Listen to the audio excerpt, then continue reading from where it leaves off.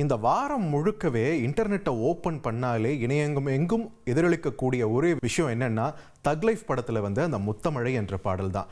தக் life audio வெளியீட்டு விழாவில் சின்மயி அவர்களுடைய இந்த முத்தமழை பாடல் பெர்ஃபார்மன்ஸ்கள் பாடல்கள் நேரடி தமிழ் பாடல்கள் மிக மிக குறைவு. அதற்கு காரணம் மீட்டு விவகாரத்தின் போது ஒலித்த சின்மயியின் குரல், கவிஞர் வைரமுத்துக்கு எதிராக அவங்க முன்வைத்த ஒரு குற்றச்சாட்டு.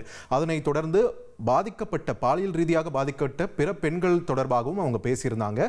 அந்த வகையில் நடிகர் ராதாரவி மீதான ஒரு குற்றச்சாட்டியை அவங்க பகிர்ந்திருந்தாங்க. இந்த சூழலில் தான் சின்மயி தமிழில் பாடவும் சரி டப்பிங் செய்யவும் சரி தடை இருப்பதாக அப்போவே வலுவான குரல்கள் வந்தது. இதில் டப்பிங் யூனியனை பொறுத்த வரைக்கும் இந்த தடை வந்து ஓப்பனாக இருந்தது. ஆனால் சினிமா பாடல்களை பொறுத்த வரைக்கும் அது வந்து ஒரு ஷேடோ பேன் அப்படின்னு சொன்னாங்க. அதாவது வாய்மொழி உத்தரவு அந்த மாதிரி வச்சுக்கலாம். ஸோ இந்த தடை தொடர்ந்து நீடிக்கிறதா? அப்போ எப்படி ஹீரோ படத்தில் இந்த தலைமுறையினர் பிரிங் பேக் சின்மயி அப்படின்ற ஒரு ஹேஷ்டேகை வந்து ட்ரெண்ட் பண்ண ஆரம்பிச்சிருக்காங்க. சின்மயிக்கு ஆதரவு குரல்கள் இணையத்தில் பெருகி கொண்டிருக்கின்றன.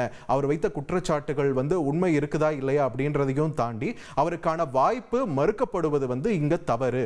அவருடைய இசைக்கு வந்து கட்டுப்பாடுகள் விதிப்பதும் அவருடைய குரலை கேட்க விடாம பண்ணுவதும் தவறு அப்படின்ற ஒரு விஷயத்தை நிறைய பேர் பதிவு செய்யக்கூடிய காட்சிகளையும் நம்மால பார்க்க முடிகிறது. அதே நேரத்தில் சின்மயியுடைய குரலுக்கு மீண்டும் ஒரு பிரதான ஒரு இடம் வழங்கியது இந்த தக் லைஃப் ஆடியோ லான்ச் மேடை தான்.